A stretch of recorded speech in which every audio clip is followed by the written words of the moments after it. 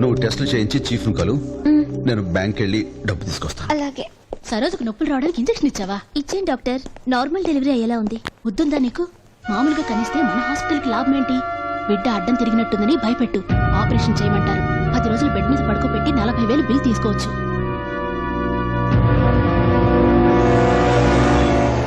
Doctor ఏమన్నారు? అన్ని టెస్టులు చేసి ఏమీ లేదన్నాడు. ఏదో ఆయింట్మెంట్ పూసి టెస్టులకి 6,700 బిల్ వేశాడు. సరే ఏం చేస్తాం, పద బిల్లు కడదాం.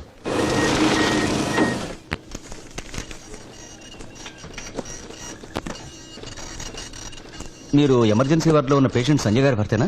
అవును సార్. ఆవిడ నిన్న సాయంత్రమే చనిపోయారు సార్. ఏంటి సార్? బిల్లు కట్టిన తర్వాతే మీకు విషయం చెప్పమన్నారు. అదేంటి సార్, మా ఆవిడ్ని చూడటానికి వీల్లేదంటే ట్రీట్మెంట్ జరుగుతుందని రాత్రంతా ఇక్కడే కూర్చున్నాను. అప్పుడు ఎందుకు చెప్పలేదు సార్? అప్పుడు చెప్తే రాత్రికి రాత్రి డబ్బు కట్టేవాడువా? అందుకే కట్టాక చెప్పాము. మీరు మనుషులా రాక్షసులు? కొంచెం కూడా జాలేదురా మీకు? నిన్న సాయంత్రం నా భార్య చనిపోతే డబ్బు కట్టించుకునేంత వరకు ఆ మాట చెప్పరా సార్? చూడండి సార్, చూడండి, నా భార్యని బతికించుకోవటానికి పొద్దున్న గుడికెళ్ళి అర్చన కూడా చేయించుకొచ్చాను సార్. కానీ మీరు నాకున్న ఒక్క ఫ్లాట్ తాకట్టు పెట్టి 3 లక్షలు తీసుకొస్తే ఆ డబ్బు తీసుకుని నా భార్య శవాన్ని నాకు అమ్ముతున్నారు. ఇక నేను నా బిడ్డ ఎవరి కోసం బతకాలి? మమ్మల్ని కూడా ఇక్కడ చంపాడు.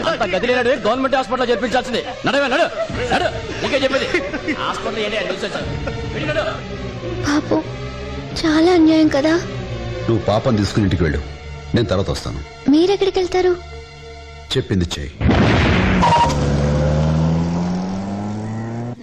చచ్చినోడా, తాగి తాగి ఇల్లంతా గుల్ల చేసావు. పెళ్లిడికి వచ్చిన పిల్లల్ని నాకు వదిలి దీని మీద ఒక వేలు ముద్రయ్యమ్మా. బుక్ ఎవరా?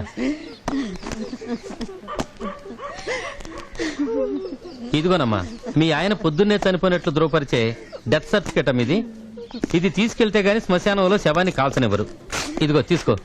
మీరెవరండి? వీళ్ళకి కావాల్సిన మనిషి. అయితే ఆ నల్ల వ్యాన్లో తీసుకెళ్ళండి. కావాల్సింది నల్ల వ్యాను కాదు, తెల్ల వ్యాను.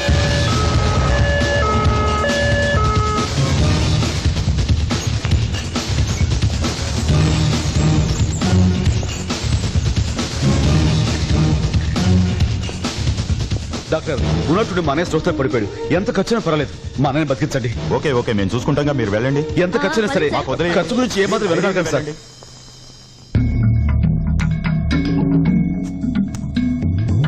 తీసుకొచ్చే దారిలోనే ప్రాణం పోయినట్టుంది. ఇతనికి ప్రాణం పోయిన విషయం మనకి మాత్రమే తెలుసు. ఎంత డబ్బు ఖర్చైనా పర్వాలేదు అని అంటున్నాడు కాబట్టి మందే పోయింది. ఇతనికి ట్రీట్మెంట్ చేస్తున్నట్టుగా యాక్ట్ చేద్దాం. 4-5 లక్షల బిల్లు వస్తుంది. అంత డబ్బు ఇస్తాడంటావా? ఈ భూమి మీద డబ్బుతో కొనలేనిది ప్రాణం ఒక్కటే. దానికోసం మనిషి ఎంతైనా ఖర్చు పెడతాడు. అది వాళ్ళ వీక్ పాయింట్, మన క్యాష్ పాయింట్. మీరు యాక్ట్ చేయండి. డాక్టర్, మా అన్నయ్యకి ఏం పర్వాలేదు, కరెక్ట్ టైం తీసుకొచ్చారు. లోపల ట్రీట్మెంట్ జరుగుతుంది. ఆయన ప్రాణాలకు ఏం ప్రమాదం లేదు. ఏంటయ్యా మీరు అనేది? నువ్వు ఉండోదినా, అన్నయ్య ప్రాణాలకు ఏం ప్రమాదం లేదు అంటున్నారు కదా. ఈ హాస్పిటల్స్ అన్న నీకు తెలీదు, ఎలాగైనా సరే బతికించేస్తారు కదా డాక్టర్. ఎస్, మీరు ఒక్కసారి ఇలా రండి. పేషెంట్ ని బ్రతికించడం పెద్ద ప్రాబ్లం ఏమి కాదండి. కాకపోతే కొంచెం ఎక్కువ ఖర్చు అవుతుంది. చెప్పారు కదా డాక్టర్, ఎంత ఖర్చైనా సరే మా అన్నయ్య మాకు దక్కాలి. ఇమీడియట్ గా 50,000 అడ్వాన్స్ గా పే చేయండి. సరిపోతుందా సార్? ప్రస్తుతానికి సరిపోతుంది, వెళ్ళండి. అలాగే సార్.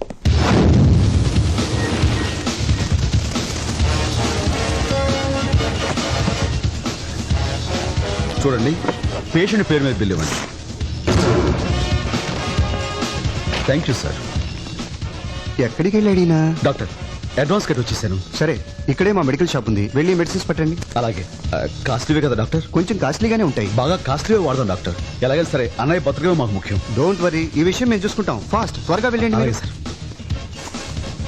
ఎంత అయింది? 12,000 సార్. బిల్లు పేషెంట్ పేరు మీద ఈ తమ్ముడు. ఏంటి పెళ్లి కొడుకులు అలా మెల్లగా వస్తారు? లోపల పేషెంట్ కు సీరియస్ గా ఉంటే.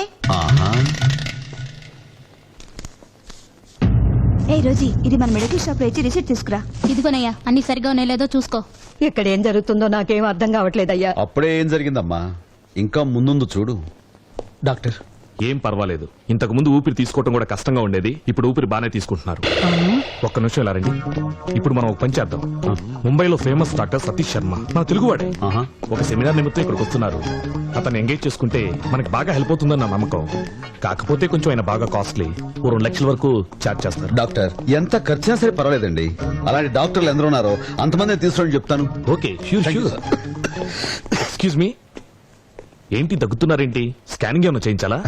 మన ట్రీట్మెంట్ తర్వాత చూసుకుందాం డాక్టర్, ముందు ఆ పని మీద ఉండండి. ఓకే.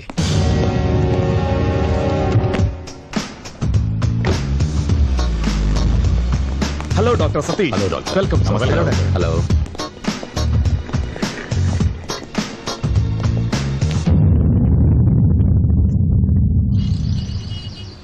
డాక్టర్ మా అన్నయ్య కేసు కొంచెం సీరియస్ గానే ఉంది. ఒకసారి స్ప్రోలో కూడా వచ్చాడు. మిమ్మల్ని పిలిచేరపై మళ్ళీ పోయింది. ఇంకో 2 గంటల్లో మొత్తం సెట్ అవుతుంది. Okay, oh thank you doctor. Take it easy my boy. పాపం ఆ అమ్మాయి కూడా మీకు బాగానే దొరికాడే. మామూలేగా సార్. ఆయన దగ్గర ఎంత చూస్తున్నారు? Just 5 lakhs. ఓ 5 lakhs. ఏంటి నీళ్ళు పెళ్లి కుదిరిందటగా? అవును డాక్టర్. పెళ్లి అయ్యాక మర్చిపోవు కదా. పోండి సార్. డాక్టర్ బాడీ డీకంపోజ్ అవుతుంది. బ్యాడ్ స్మెల్ రాకముందే ఏదైనా చేయండి. చీఫ్ డాక్టర్ ని పిలిచి సీరియస్నెస్ క్రియేట్ చేద్దాం. Okay, come on, Hari Hari.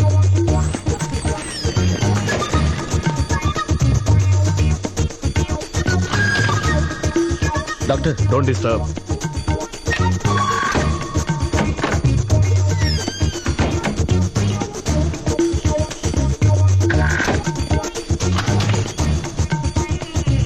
ఏంటయ్యా శవాన్ని పట్టుకుని ఇంత హడావుడి చేస్తున్నారు? ఇప్పుడు డాక్టర్ బయటకు వచ్చి దీనంగా మొహం పెట్టి కళ్ళజోడు తీస్తూ సారీ మేము చాలా ట్రై చేశాం కానీ మీ అన్నయ్య చనిపోయాడు అని అంటాడు చూడు.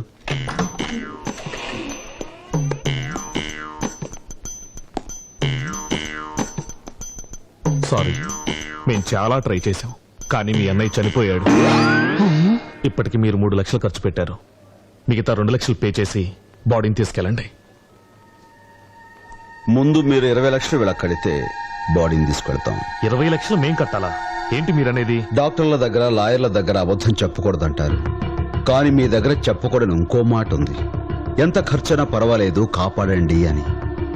అర్థం కాలా? నేను తీసుకొచ్చింది పేషెంట్ను కాదు, శవాన్ని. గవర్నమెంట్ ఆసుపత్రిలో డెత్ సర్టిఫికెట్ ఇచ్చిన ఒక శవానికి మీరు ఇన్ని గంటలు ట్రీట్మెంట్ ఇచ్చారు. 10 నిమిషాల్లో మీ ఎండి ఎక్కడున్నా సరే ఇక్కడికి రావాలి. లేకపోతే శవానికి ట్రీట్మెంట్ ఇచ్చిన మీ డాక్టర్లందరూ శవాలుగా మారతారు. సిగ్గుగా లేదు. ఒక్కడు మనందరినీ ఫోర్సం చేశాడు. వాడి దగ్గర ఇంకా ఏవే ఎవిడెన్స్ ఉన్నాయో చెప్పండి. గవర్నమెంట్ హాస్పిటల్లో పేషెంట్ చనిపోయాడన్న డెత్ సర్టిఫికేట్, మన హాస్పిటల్లో అడ్మిట్ అయిన time, lab reports, medical bills, total గా ఒక ఫైలే ఉంది సార్. కోల్కతా ఫోన్ చేసి డాడీ లైన్ లో పెట్టండి. సార్, ఋషి గారు లైన్ లో ఉన్నారు. రిషి, అన్నయ్య వాయు దిగ్బంధనంలో ఉన్నారు. 1 నిమిషం లైన్లో ఉండవు. వాయు దిగ్బంధనం అంటే ఏంటి సార్? ఊపిరి తీసుకోకుండా కొన్ని నిమిషాల పాటు ఉండడం. యోగాలో అదొక ప్రక్రియ.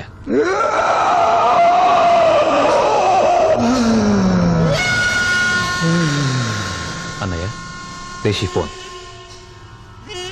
డాడీ నేను రిషిని మాట్లాడుతున్నాను.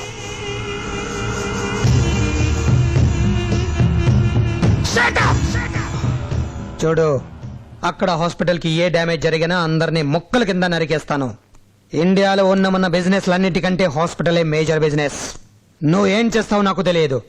ఈ విషయం బయటికి రాకుండా క్లోజ్ చేసే. ఏ మిస్టేక్ జరిగినా అందరూ నాలో ఉన్న రాక్షసుని చూడాల్సి వస్తుంది. వాడు ఇప్పుడు ఎక్కడున్నాడు రా?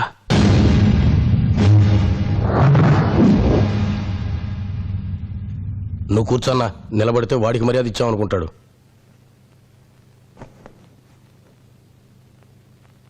సో నువ్వు నోరు తెరవకుండా ఉండాలంటే 20 లక్షలు కావాలంటావు. 23 లక్షలు నేను కట్టిన 3 లక్షలతో కలిపి.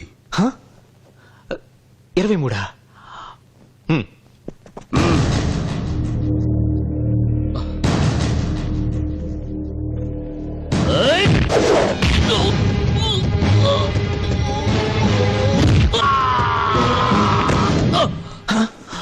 అంత మర్యాద ఇవ్వకర్లా.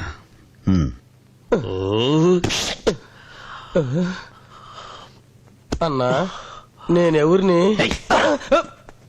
గురువు గారిని చూస్తుంటే జెంట్లమెన్లా ఉన్నారు. ఆయనతో క్లాష్ కంటే క్యాష్ సెటిల్మెంట్ చేసుకుంటేనే బెటర్. అవుట్.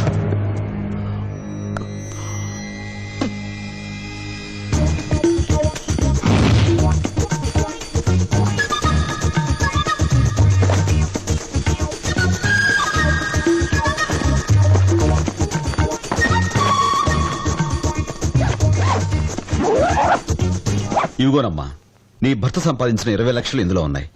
వీటితో మీ అమ్మాయిని బాగా చదివించి పెళ్లిని చెయ్యి. బతికినన్నాళ్ళు మమ్మల్ని చంపాడు, ఇప్పుడు చచ్చిపోయి మమ్మల్ని బతికించాడు మీ పుణ్యవాని. దాందే ఉందమ్మా, మీరు బయలుదేరండి. ఇలా తలలో ఉంచుకుని నిలబట్టం కోసం కాదు మీరు డాక్టర్లు అయ్యింది. ఒక హిందూ ఈశ్వరునే మొక్కుతాడు, ఒక ముస్లిం అల్లా కోసమే నమాజ్ చేస్తాడు, క్రిస్టియన్ యేసు ప్రభువునే ఆరాధిస్తాడు. కానీ అన్ని మతాల వాళ్ళు చేతులెత్తి మొక్కేది మీ డాక్టర్లకి. మీరు మాత్రం వాళ్ళ జీవితాలతో ఆడుకుంటున్నారు. ఇది మీ డాక్టర్ల వృత్తికే సిగ్గుచేటు. మమ్మల్ని క్షమించండి సార్.